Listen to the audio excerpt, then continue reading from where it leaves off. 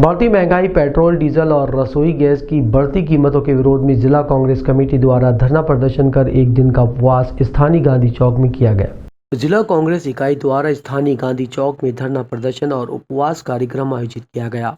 बढ़ती महंगाई, petrol, diesel, रसोई गैस के दाम, बिजली के बिल में भारी बढ़ोतरी को लेकर इस धरना प्रदर्शन में कांग्रेस द्वारा गैस सिलेंडर, तेल का डिब्बा, चूड़ियां सामने रखकर धरना प्रदर्शन किया गया।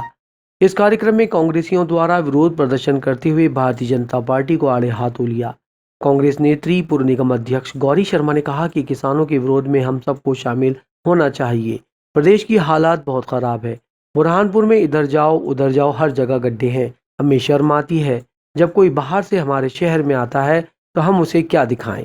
शहर में जल संकट चरम सीमा पर है। सीवरेज की लाइन, जल आवर्धन योजना की लाइन धूल मिट्टी से हर किसी को बीमार डाल रही है।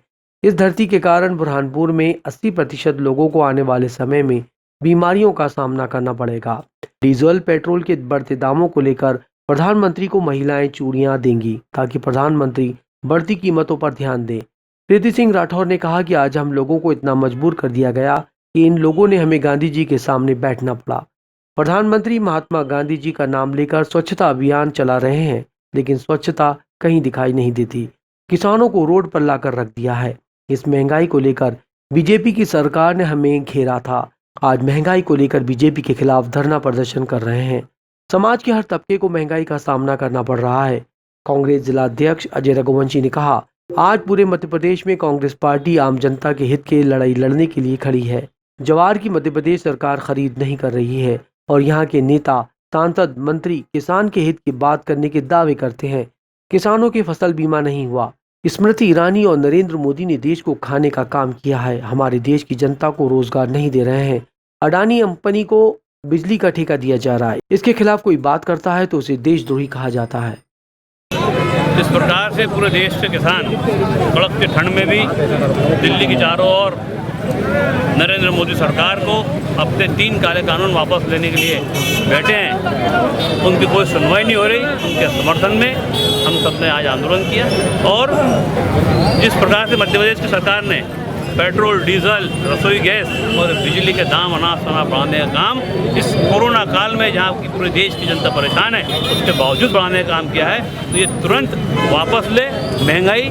और हमने आज देश के लिए उन जो किसान शहीद हुए उनको भी यहाँ पर श्रद्धांजलि देने का काम। कमलनाथ सरकार के कार्यकाल के दौरान जनप्रतिनिधि पर कथित रूप से लेन देन की बात सामने आने के बाद नेपा विधायक ने अपने ऊपर लगे आरोपों को गलत बताया। कमलनाथ सरकार के समय आयकर के छापे और इन छापों के दौरान काले धन के लेन देन के खुलासे होने के बाद सियासी भूचाल आ गया था। राशि के लेन देन में ऐसे विधायकों के नाम भी आए जो अब बीजेपी में शामिल होकर दोबारा विधायक बन चुके हैं। इनमें नेपानगर की विधायक सुमित्रा देवी कासडेकर का नाम भी शामिल है। इस खुलासे के बाद विधायक सुमित्रा कासडेकर ने पत्रकारों को अपने पर लगे सभी आरोपों को निराधार बताया। साथ ही उन्होंने कहा कि विधायक व लोकसभा चुनाव के समय उनको कोई राशि नहीं मिली।